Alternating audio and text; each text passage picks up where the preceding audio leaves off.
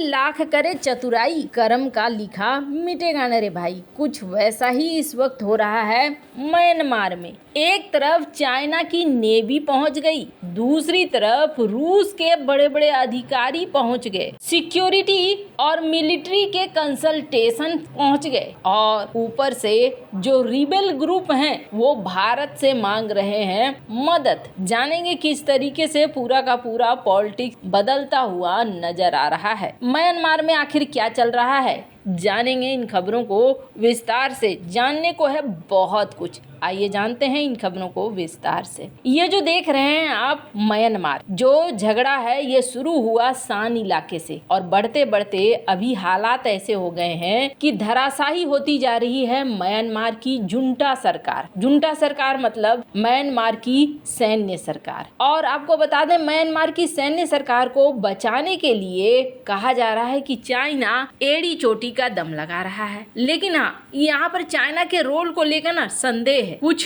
कहते हैं कि ये रिबेल ग्रुप को मदद कर रहा है, और कुछ कहते हैं कि ये म्यांमार की जुंटा सरकार को मदद कर रहा है। म्यांमार की जुंटा सरकार के लिए इसने वॉरशिप भेजे, हालांकि कहा कि हम सिर्फ एक युद्धाभ्यास करेंगे, पर ऐसा लगा जैसे म्यांमार की जुंटा सरकार को ये सपोर्ट करना चाहते हैं। वहीं दूसरी तरफ स्क्रीन पर एक आर्टिकल देखिए, और ये जो बड़ी संख्या में लोग देख रहे हैं, एक तरफ रूसी अधिकारी हैं और दूसरी तरफ म्यांमार की जुंटा सरकार के अधिकारी हैं। मुझे एक बात बड़ी कमाल की लगी इस इमेज में जो ये देख रहे हैं म्यांमार की तरफ से जो प्रतिनिधि हैं, ये सारे के सारे कहा जा रहा है कि मिलिट्री से हैं, और मिलिट्री के लोग अपने पारंपरिक ड्रेस में हैं, न कि अपने सैन्य सरकार वाले मोड में हैं। जबकि इससे पहले जितनी भी मीटिंग होती थी, उन सब मीटिंग में आपको वर्दीधारी लोग ही मिलेंगे। खैर, यहाँ पर रूस ने क्या बातचीत करा, तो रूस ने ये साफ किया कि हमने यहाँ पर बातचीत करा है जो सिक्योरिटी है उसको लेकर,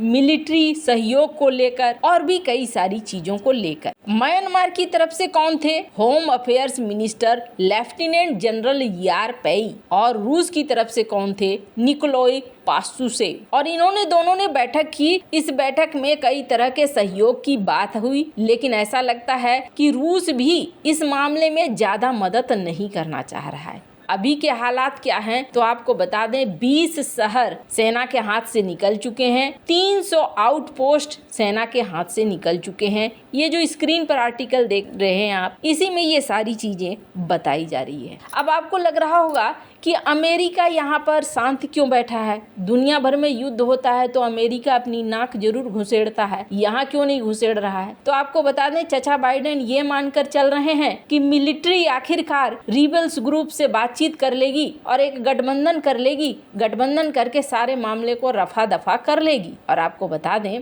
ऐसा वो गलत नहीं सोच रहे हैं। क्यों गलत नहीं सोच रहे हैं? तो यहाँ पर मिलिट्री के चीफ हैं, यानी कि जो यहाँ पर म्यांमार जुंटा के चीफ हैं, उन्होंने इन ग्रुपों को क्या कहा है? द डिप्लोमेट की इस खबर को देखिए कि आप हमसे पॉलिटिकली आकर बात कीजिए, यानी कि राजनीतिक तौर पर आकर बात कीजिए, आप यहाँ पर झगड़ा लड़ाई नहीं कीजिए। जबकि यहाँ पर जुंटा सरकार हारती हुई नजर आ रही है। 5 दिन में इन्होंने हालत खराब कर दिया है। ऑपरेशन 1027 क्या शुरू हुआ, इसने तो पूरा सुपड़ा ही साफ करना शुरू कर दिया है। पर इन सब के बीच में एक खबर आ रही है, और वो खबर आ रही है चीन रिबेल लीडर से, और वो कह रहे हैं कि आप हमारी मदद कीजिए, आप राजनीतिक तौर पर हमारी मदद कीजिए ताकि हमारे देश को बचाया जा सके। अब ये रिबेल लीडर कौन है? सबसे पहले आप समझ लीजिए, चीन नेशनल फ्रंट CNF,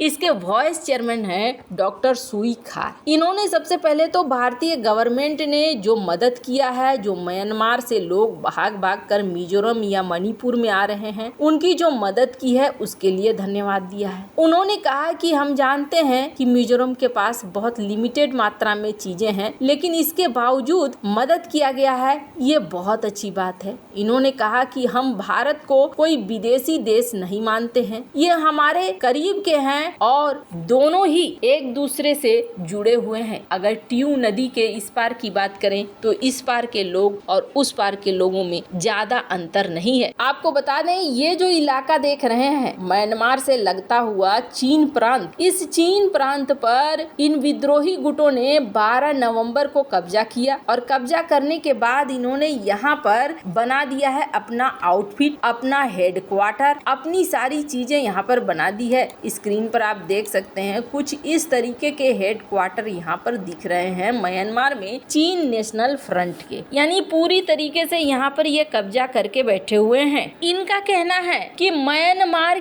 को भविष्य में जरूरत है भारत की। एक तो मिजोरम और मणिपुर में जो हमारे लोग भाग कर गए हैं वो वापस से हमारे पास आए, उनको विस्थापितों को फिर से जगह मिले, और हमारे लिए सबसे अच्छी बात यह है कि हमारा पड़ोसी जो है वो बहुत अच्छा है, हमारा पड़ोसी बुरा नहीं है। साथ ही साथ इन्होंने भारत को आह्वान किया है और भारत को कहा है कि आप इस मामले में आगे बढ़िए, इस मामले में आगे आकर म्यांमार को एक बार फिर से सही करने में मदद कीजिए। आपको बता दें, खार ने कहा कि हमें पता है मिलिट्री का लड़ाई ये अंत नहीं होता है, और सबसे बड़ा अंत अगर होगा इस लड़ाई का तो तभी अंत होगा जब पॉलिटिकल तरीके से, राजनीतिक तरीके से इसका अंत खोजा जाए, तभी इसका अंत होगा। खैर, अब चीन के जो ये लीडर हैं ये भारत की मदद के लिए थैंक यू भी बोल रहे हैं, साथ ही साथ ये भारत की मदद मांग भी रहे हैं कि म्यांमार को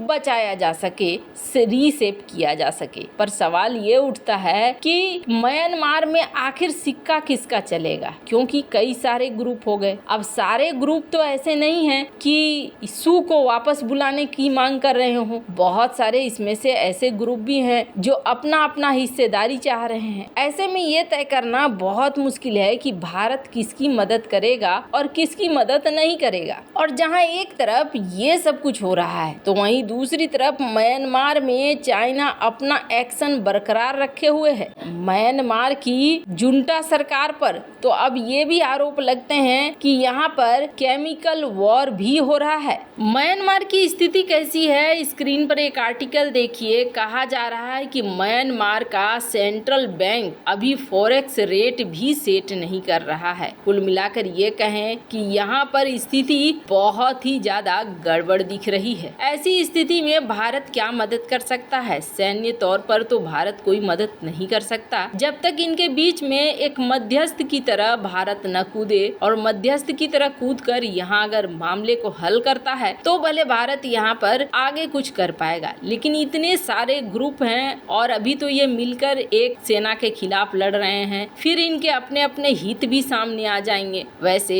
आपको क्या लगता है, क्या म्यांमार एक बार फिर से स्थिर हो पाएगा? जिस तरीके से म्यांमार के हालात हैं, कमेंट कर अपनी राय जरूर बताएं। जल्द मिलते हैं अगले वीडियो में नई खबर के साथ।